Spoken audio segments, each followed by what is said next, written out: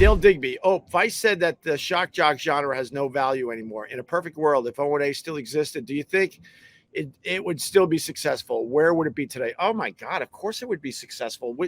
You know, first of all, me and Anthony don't even talk anymore or get along, but that's why I was frustrated by the documentary in general, because there was so much more to the show than the Shock Jock stuff. I mean, the Shock Jock stuff made a great story. I was on the edge of my seat, and I'm like, oh, that's right. They're talking about me and my career, but I was still on the edge of my seat, wondering what they were going to talk about next. I just wish they talked about everything else that we did on that show, breaking comedians that are now massively huge. I mean, Bill Burr was just a guy that used to come in and do our show. He was doing all right for himself, of course, but nothing huge yet.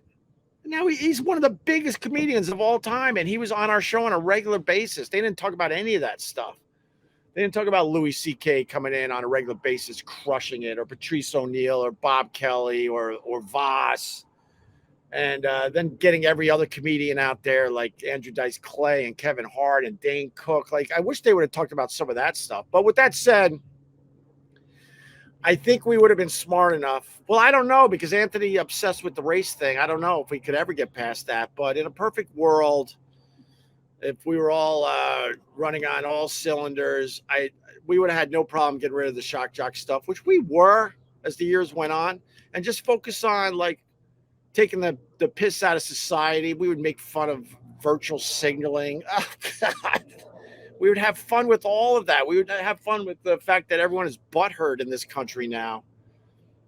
So, yeah, I think we would have done all right. But, I mean, the problem is there's so much competition now. So, we would have to be competing with every giant podcast out there.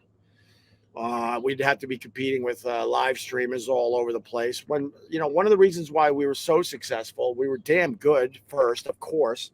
But secondly, also, which really helped us was the fact that there weren't a lot of choices out there. Now there's an insane amount of choices. Absolutely insane. Back then, you're stuck in traffic in your car and you got a show like Opie and Anthony. Look, I'll throw a bone, or Howard Stern, obviously Ron and Fez and others. You were hooked because you had nothing else. You're stuck in traffic. You couldn't be on your Facebook like everyone else is.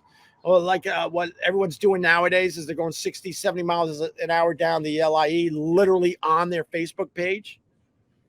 You were stuck in a car with nothing to entertain you. So we were lucky to be one of not many choices. So that obviously helped as well.